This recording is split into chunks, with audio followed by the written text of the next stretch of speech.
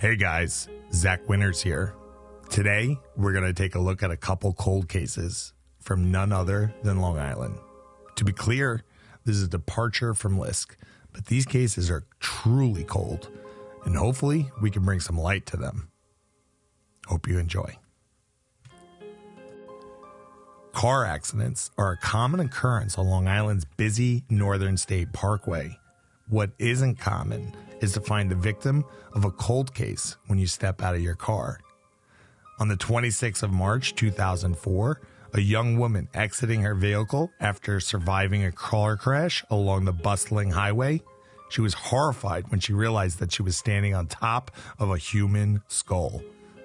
The woman and her young son survived the accident, but her ordeal wasn't over.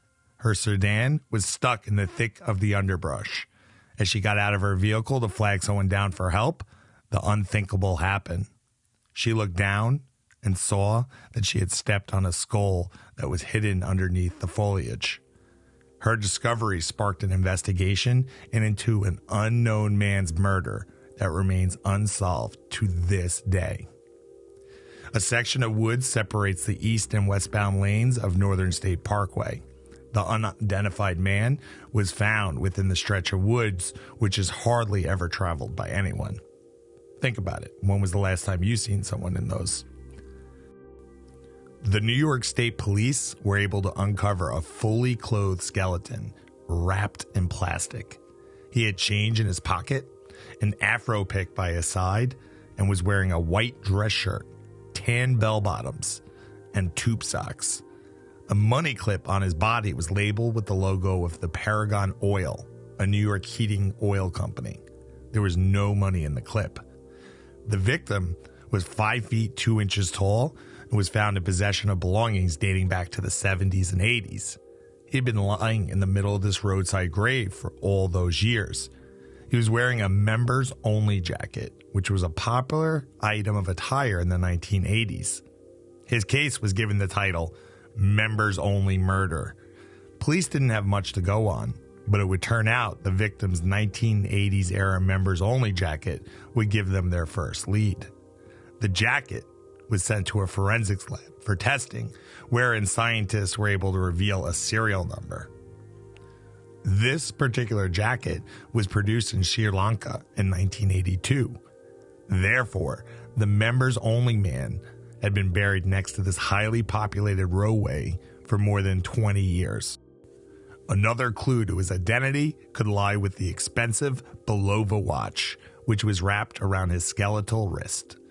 Investigators found it odd that overall, the man's clothing was unremarkable, but his $600 watch stood out among all the items he owned.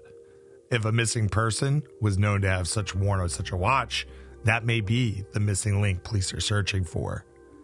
Because the skeleton was short in stature, just over 5 feet tall, police initially mistook that they were dealing with a deceased child. However, a forensic analyst of the body indicated that he was much older. A dental examination was performed on the skull, which determined that the man was anywhere from 35 to 55 years old when he died. As the victim's height is shorter than 99% of American adult males, investigators are hoping this unique characteristic might be another clue as to who this John Doe was in life. One theory is that the man could have been a jockey. His occupation would explain his ability to own an expensive watch, and his height would have fit the profile of a rider. Furthermore, 2 local horse racing tracks, Aqueduct and Belmont, were called in question, but neither establishment knew of any missing jockeys. No weapons or ammunition were found in the vicinity of the body. The man had no form of identification on him or nearby. The date on the most recent coin was 1974, proving that his murder took place sometime after that year. With the only clues they have to go on, investigators have narrowed down what they believe the man looked like. Using his facial structure, a computer-generated reconstruction developed a face with high cheekbones, a medium skin complexion, and dark hair. However, his ethnicity is still in question. It is possible that he may have had curly hair. He was most likely lying there undetected for the better part of 2 decades. 19 years after his discovery, police are no closer to revealing his identity than they were the day he was unearthed. Focus remains on the small stature of the man, and investigators believe his unusual size is the key to making an identification. They're asking for the public's help in solving the mystery of the members-only case. Someone out there is looking for their father, their husband, their son, their loved one. If you know anything, please call the New York State Troopers.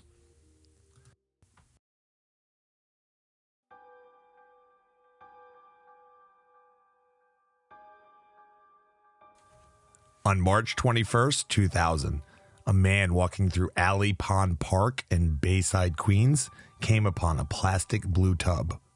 The tub contained a skull that had been burned with acid and a social security number written on it in black marker. A foot with some flesh still attached, among other parts, were also contained in the plastic tub.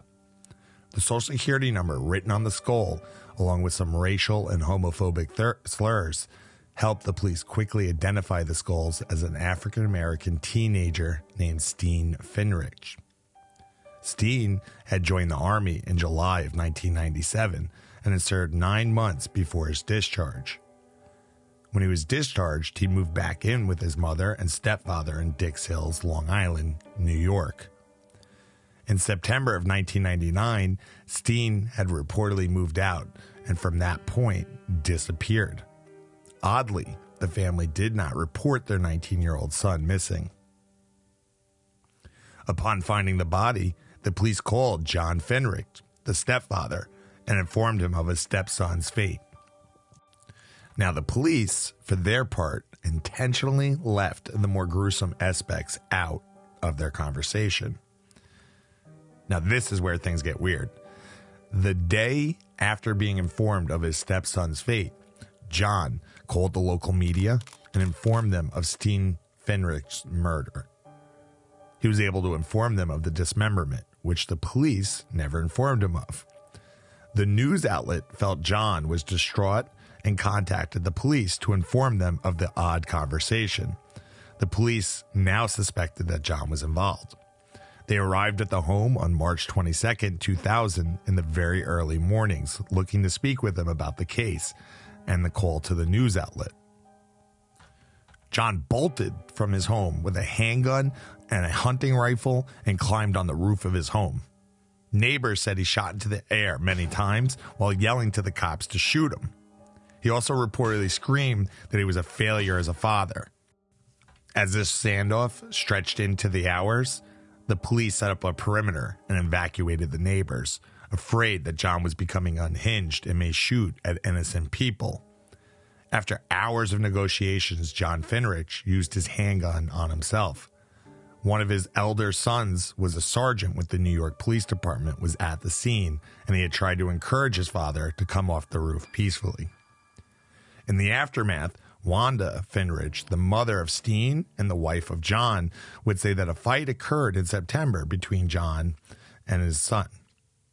That John did not approve of her son's sexual orientation. Now, John would tell Wanda that Steen was moving to Queens, and that was the last anyone had heard of the young man. Oddly, the family had a very checkered past. They would run insurance scams where they would claim Steen was hit by a car when he was riding his bicycle. They did this numerous times. Private investigators had uncovered numerous fake claims, some in which the family would mutilate themselves, cutting their earlobes, slashing their groin area, all in the hopes of making the insurance claims more believable. So this is not a very healthy family. All around, there's a very sad case, and while it's never officially closed, it's pretty obvious that John was the culprit.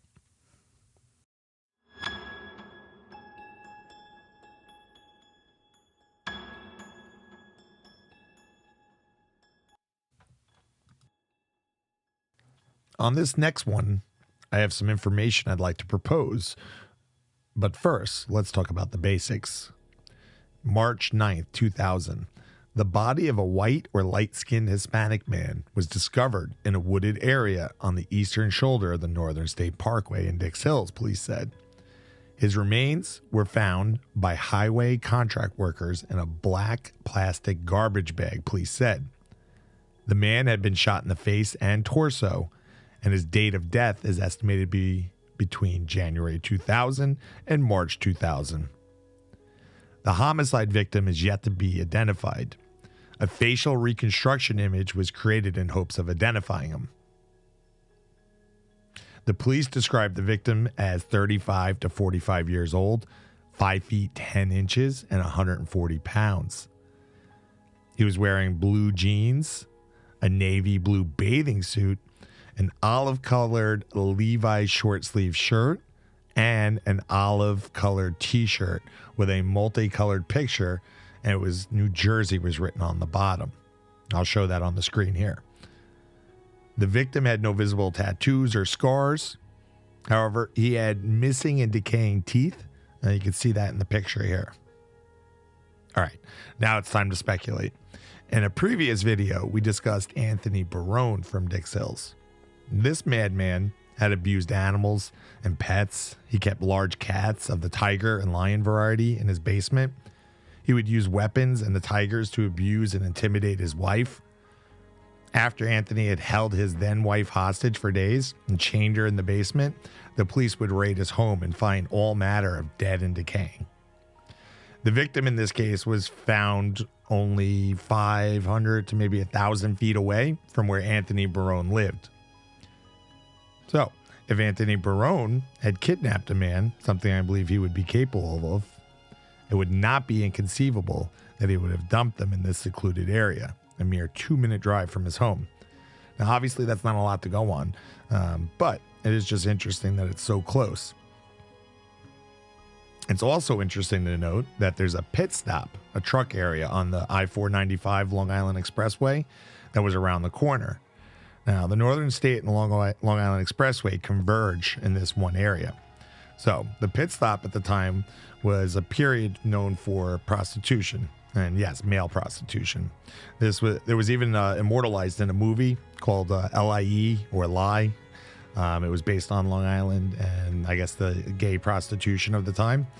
The victim in this case, with his decayed and missing teeth, maybe the victim was engaging in risky behaviors like drugs, as crack has a notorious reputation of ruining one's teeth.